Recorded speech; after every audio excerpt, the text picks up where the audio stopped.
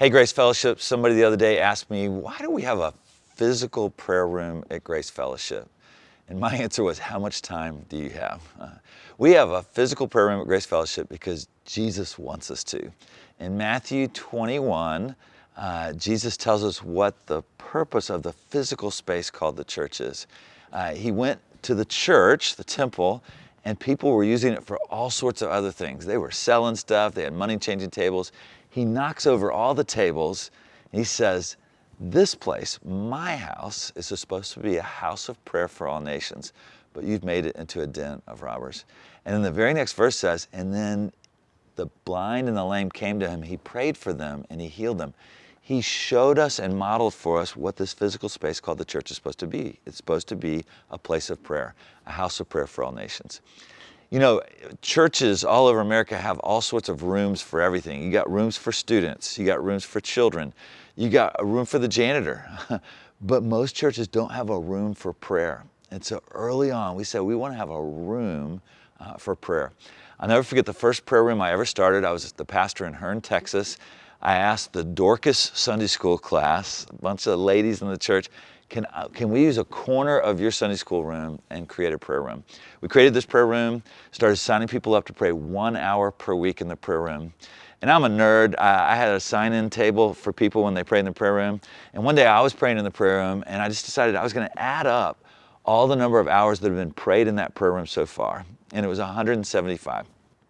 And then we had this little book of answered prayers. We called it the Deeds of God. And I decided to count how many answers to prayer we had up to that point. And we had 175. And my little engineering brain went crazy. It's like, oh my word, there's a correlation between praying and answered prayers.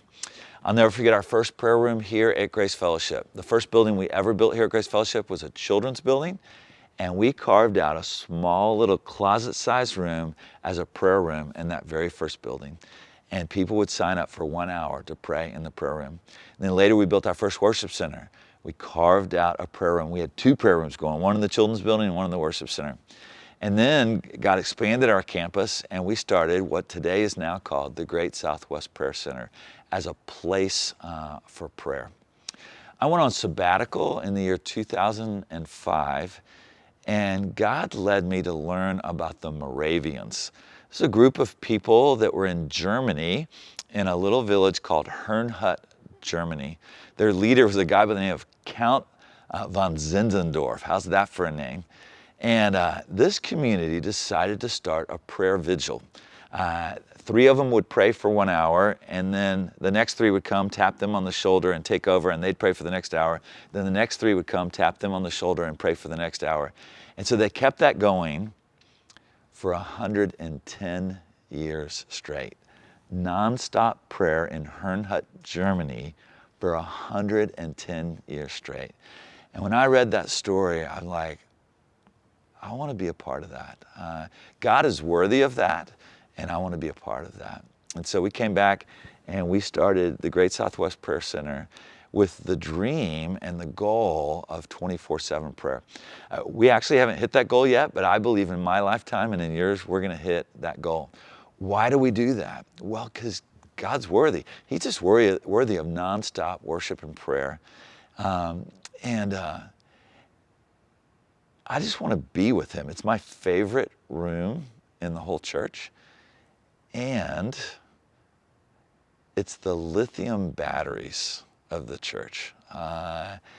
You see stuff happening at Grace Fellowship because people are praying in the prayer room. Count Ludwig von Zinzendorf's favorite scripture was Leviticus 6:12, which says, "Let the fire on the altar never go out." Oh, Grace Fellowship, would you help me let the fire on the altar never go out? And that is why we've got a prayer room at Grace Fellowship. Thanks for listening. God bless.